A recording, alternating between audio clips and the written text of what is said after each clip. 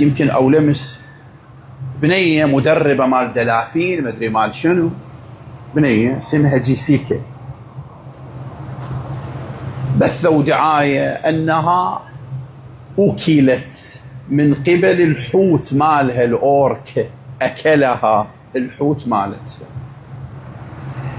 مسلمين وشيعة وكفرة، فنانين، صفحات بالملايين، منشورات بالآلاف.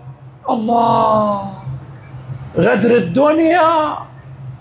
أنت لست أول حبيبة يأكلها حبيبها، يا وحش يا حوت يا أوركة، وناس متعاطفة. بصراحة عوزك بس تطي لك بيتين نعي. حقيقة بعض الشباب حتى لطميات خلوا على الصورة، رغم أنها كذب ذكاء اصطناعي. هلا حقيقة أصلا ما موجودة، بس هي ذكاء اصطناعي ومشت على الناس. مشت على الناس حتى تقول لنا الذكاء الاصطناعي استطاع أن يصنع مجتمع يبكي على الذكاء الاصطناعي وما يبكي على القتل الجماعي.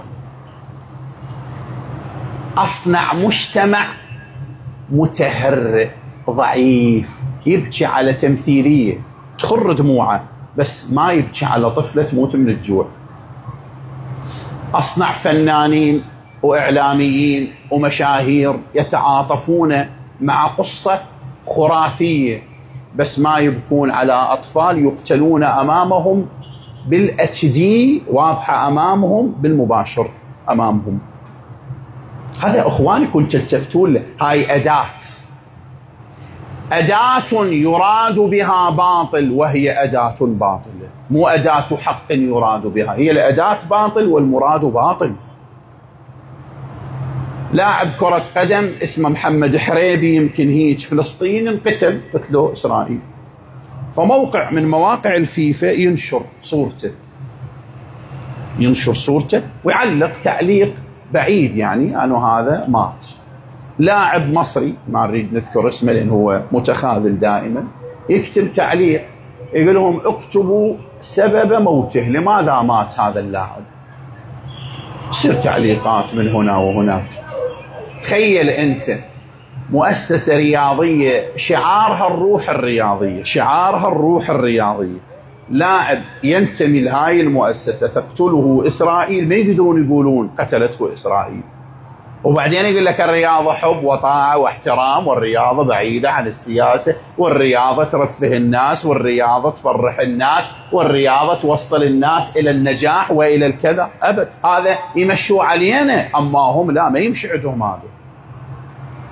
عندنا الرياضة حب وطاعة واحترام، عندهم لا، الرياضة بغض عنصري وطاعة للمؤامرات وللأنظمة الحاكمة، وإهانة لكل من ليس على لون بشرتهم. من تتأمل بهذا الواقع أيها الأحبة يصير أمامك مفهوم الأعور الدجال. وشنو الأعور الدجال؟ أنا كنت بصراحة، أنا اللي أتكلم وياك، أنا كنت فاهم الأعور الدجال يعني اللي يشوف بعين وحدة. لا، مو هيك. الأعور الدجال هو اللي يخليك أنت تشوف بعين وحدة. هو يشوف بيش؟ ويشوف بعينين، بس أنت يخليك تشوف بعين، يخليك تتعاطف ويا تمثيلية، ما تتعاطف ويا حقيقة.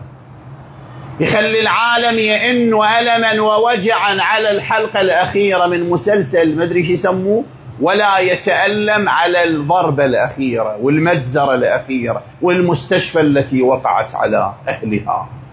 هذا هو الأعور الدجال. شباب التفتوا إلي، الأعور الدجال مو أعور، بل يصنع عوران، يصنع ثقافة عوراء، وبلاد عوراء، وحكام عوران، وشباب عوران لا يرون الواقع كما ينبغي.